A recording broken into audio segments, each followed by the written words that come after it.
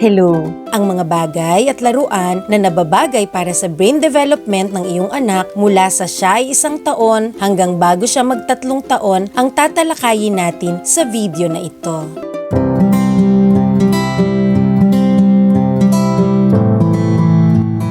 Ang video na ito ay para sa dagdag kaalaman lamang. Hindi ito naglalayong pumalit sa pagkonsulta, pag-examine, pag-diagnose at paggamot ng isang doktor. Magkonsulta sa inyong doktor tungkol sa kalagayan ng inyong anak. Hello! Welcome to Doctorapedia. Ang tatalakayin natin ngayon ay ang mga bagay at laruan na makakatulong sa brain development ng iyong anak mula sa siya ay 1 taong gulang hanggang bago siya mag-3 taong gulang. Importante na lagi mong isaisip na bukod sa pagiging ligtas, ang mga laruan para sa iyong anak ay kailangang tumutugma sa kanyang stage of development at tugma sa mga nagsisimula niyang skills o kakayahan. Habang tinatalakay natin ang mga laruan para sa mga bata sa mga edad na ito, tandaan na ang bawat bata ay may kanya-kanyang bilis ng pag-develop. Kaya, ang mga laruan na nakalista para sa mga bata sa isang partikular na edad ay maaaring gamitin para sa mga bata na mas bata at mas matanda. Depende sa kakayahan ng bata. Ang video na ito ay part 2 ng mga angkop na laruan para sa iba't ibang edad ng bata. Nasa description ng link para sa part 1 na video. Sa ngayon, talakayin natin ang mga laruan para sa 1 taong gulang na bata.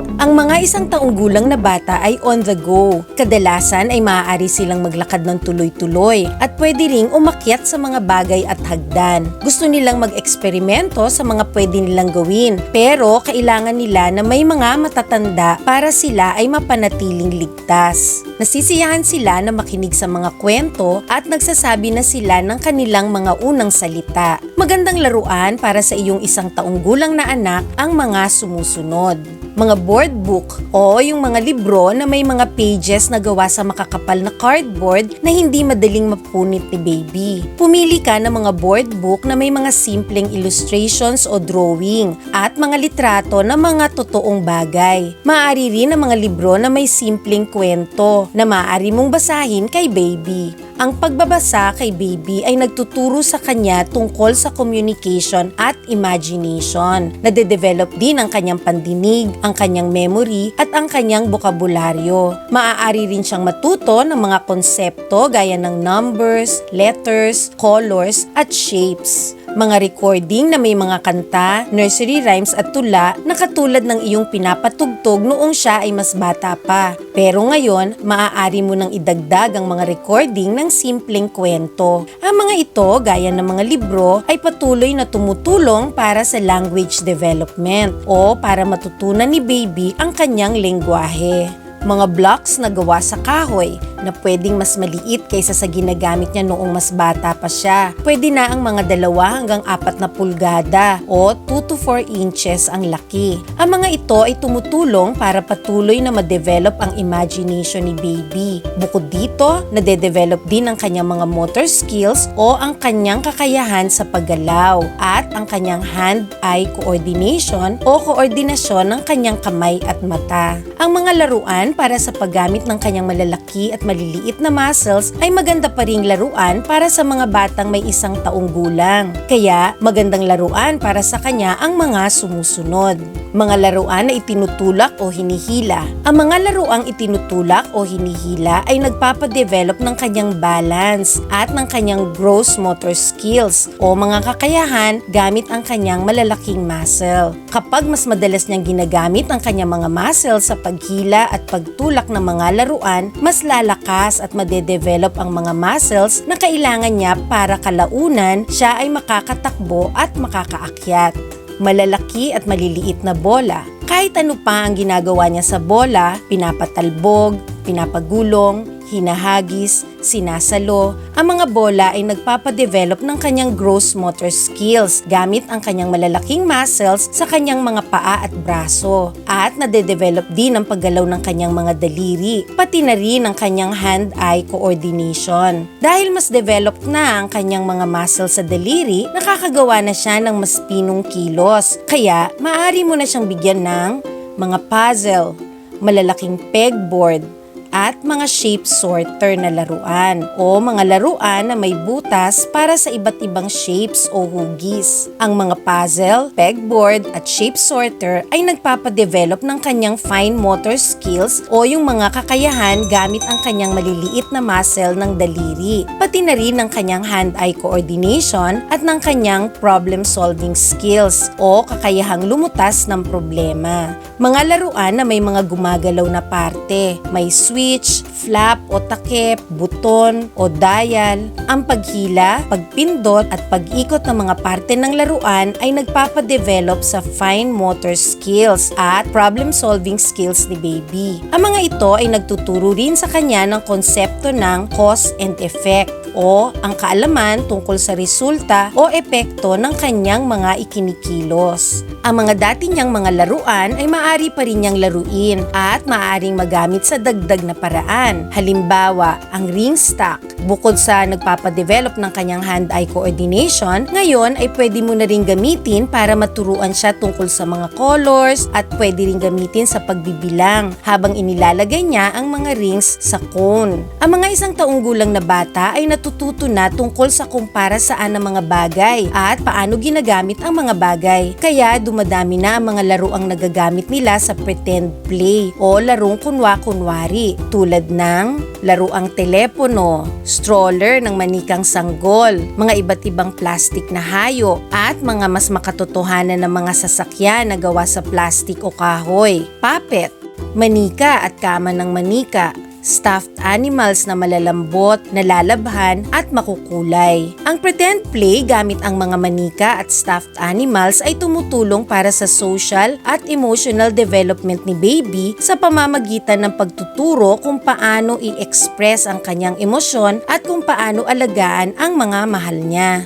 Ang pretend play ay nakakatulong din para ma-develop ni baby ang kanyang imagination, logical thinking at ang kanyang problem-solving skills. Maganda rin para sa mga batang 1 taong gulang ang mga bagay na pwedeng gamitin sa pagsulat at pagdrawing tulad ng malalaki na non-toxic washable markers at Crayola o yung mga marker at Crayola na hindi nakakalason at pwedeng mabura at saka malalaking papel. Sa pamamagitan ng pagsusulat at pagdodrawing, mas natututunan pa ni baby ang konsepto ng cause and effect. Dagdag dito, ang mga ito ay nagpapadevelop hindi lamang ng kanyang fine motor skills, kundi pati rin ng kanyang hand-eye coordination, ang kanyang creativity at imagination, at nagpapabuti ng kanyang focus at attention. Mga laruan para sa 2 taong gulang na bata o ang mga toddlers. Ang mga 2 taong gulang na bata ay mas may kontrol na sa kanyang mga malalaki at maliliit na muscles, kaya mas malilikot na sila. Sila ay mayroong kaunting konsepto ng panganib pero marami silang ginagawang physical testing. Ibig sabihin, tinetesting nila kung ano ang kaya nilang gawin, gaya ng pagtalon mula sa mataas, pag-akyat, pagsabit sa kanyang mga braso, paggulong-gulong, at paglalaro ng brusko at magaspang. Kaya, magandang laruan para sa iyong anak na may 2 taong gulang ang mga bagay para magamit niya ang kanyang malalaki at maliliit na muscles, gaya ng mga tunnel o mga lagusan, mga mababang akyatan na may malambot na material sa ilalim para ligtas siya sakaling siya ay mahulog, mga gamit na pwedeng sakyan, pero hindi pa niya kayang imaneho ang tricycle hanggang sa siya ay maging 3 taong gulang. Ang mga bagay na ito ay nagpapadevelop ng kanyang gross motor skills o yung mga kakayahang gamit ang kanyang malalaking muscles sa braso at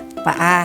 Malalaki at maliliit na bola na pwede niyang sipain at ihagis. Ang mga bola ay nagpapadevelop ng kanyang gross motor skills, hand-eye coordination o koordinasyon ng kanyang kamay at mata, at pinapadevelop din ang paggalaw ng kanyang mga daliri. Mga laruan para sa paghampas at pagmamartilyo na nagpapadevelop ng kanyang gross motor skills, hand-eye coordination at fine motor skills o mga kakayahan gamit ang maliliit na muscles muscles ng daliri. At mga rhythm instruments gaya ng rhythm sticks, maracas, tambourine, drum at cymbals na nagpapadevelop ng kanyang hand-eye coordination at fine motor skills. Maaari pa ring ibigay sa kanya mga laruan niya noong siya ay mas bata pa gaya ng mga shape sorter at mga laruan na may mga gumagalaw na parte. Ang mga ito ay patuloy na magpapadevelop ng kanyang fine motor skills, hand-eye coordination at problem-solving skills o kakayahang lumutas ng mga problema. Ang mga 2 taong gulang na bata ay mayroon ng mas mahusay na kontrol sa kanyang mga kamay at daliri at sila ay mahilig gumamit ng maliliit na bagay. Magandang ibigay sa iyong anak na 2 taong gulang ang mga bagay na magagamit sa pagdrawing at paglikha ng iba pang mga bagay gaya ng malalaki na non-toxic washable markers at Crayola o yung mga marker na hindi nakakalason at pwedeng mabura, finger paint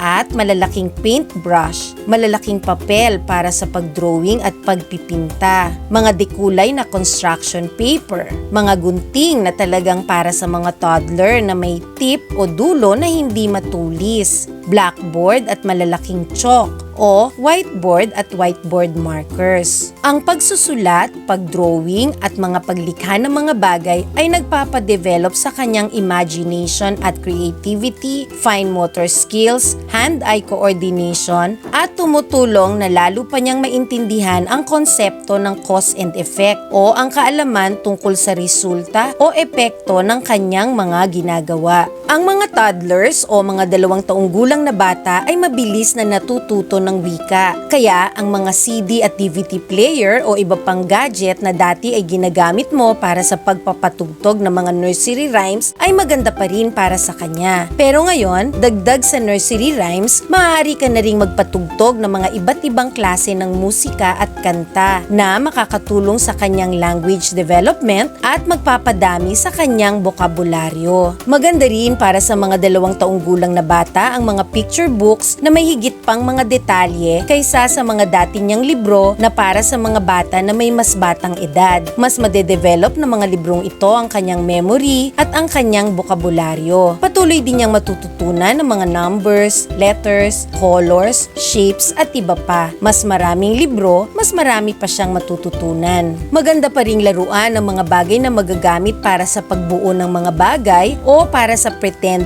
play o larong kunwa-kunwari gaya ng mga blocks, maliliit at matitibay na mga laruang sasakyan, construction set, child size na kasangkapan o mga laruan na mukhang pinaliit na kasangkapan at gamit sa bahay gaya ng kitchen set, upuan, laruang pagkain, dress up clothes o mga damit para sa kunwa-kunwaring laro, manika na may mga accessories, puppet, mga laruan na ginagamit sa buhangin, at mga laruan na pantubig.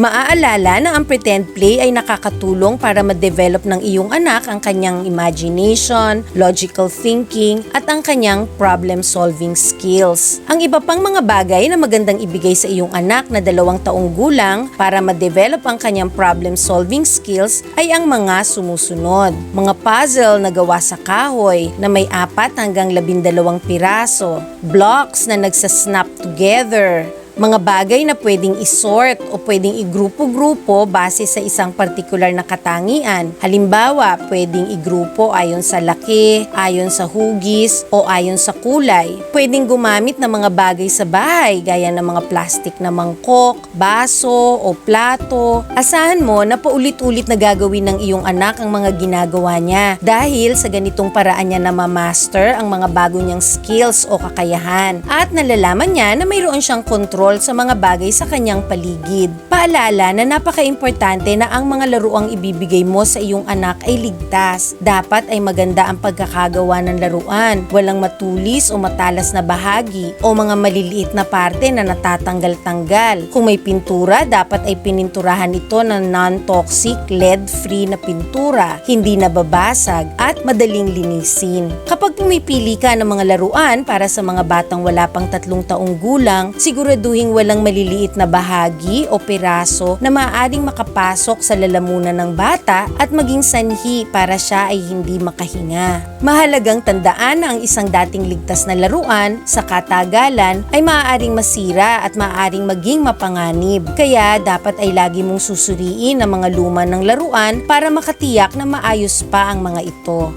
Thank you for watching and see you sa next video.